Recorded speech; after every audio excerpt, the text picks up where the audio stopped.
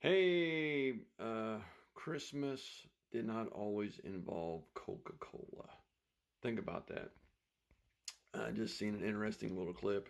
And this is the power of marketing, the power of story, the power of just getting a message out. But I guess 100 years ago, uh, Coca-Cola's been around, I guess, late 1800s, somewhere in there. Been around a long time. But somewhere, I guess they didn't say exact date, 100 years ish ago, they were looking at sales. They obviously did well in summer, did, tremendous because that's what it was. And then spring and fall were good, but nothing really in winter. So they got thinking about it. They got pondering it. The marketing executives, etc., in Coca-Cola said, "How can we do that?" And somebody got the idea of associating it with Christmas. And keep in mind, 100 years ago ish, Christmas was not the celebration that it is, in current time.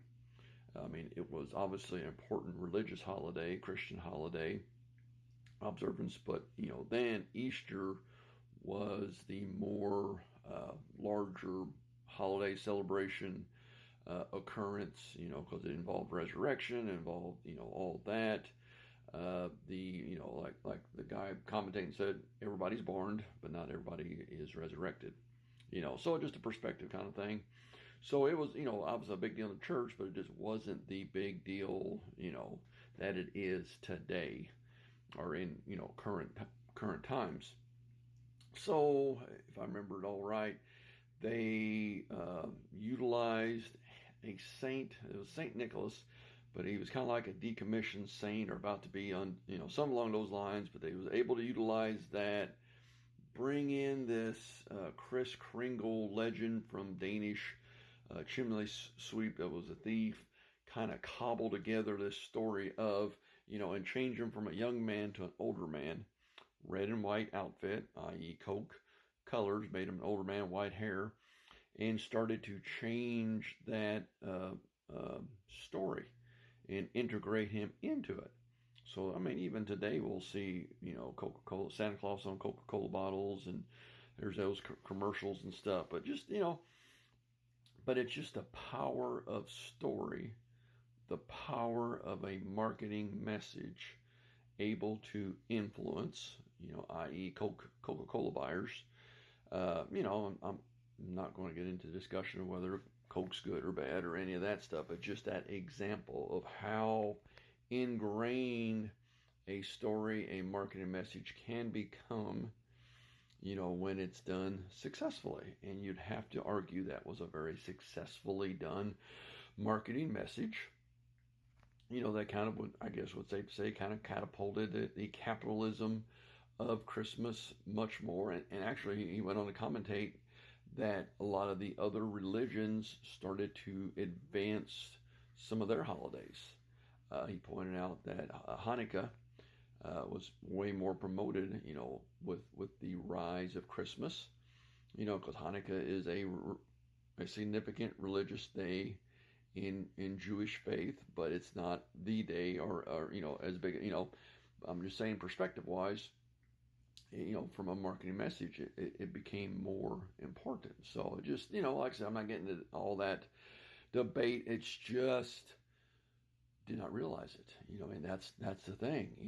I'm 50 some years old, and Coca-Cola has been, I mean, there's those collectible bottles and collectibles and commercials, and they always have kind of a warm commercial feeling. So, that's always been a big part of it.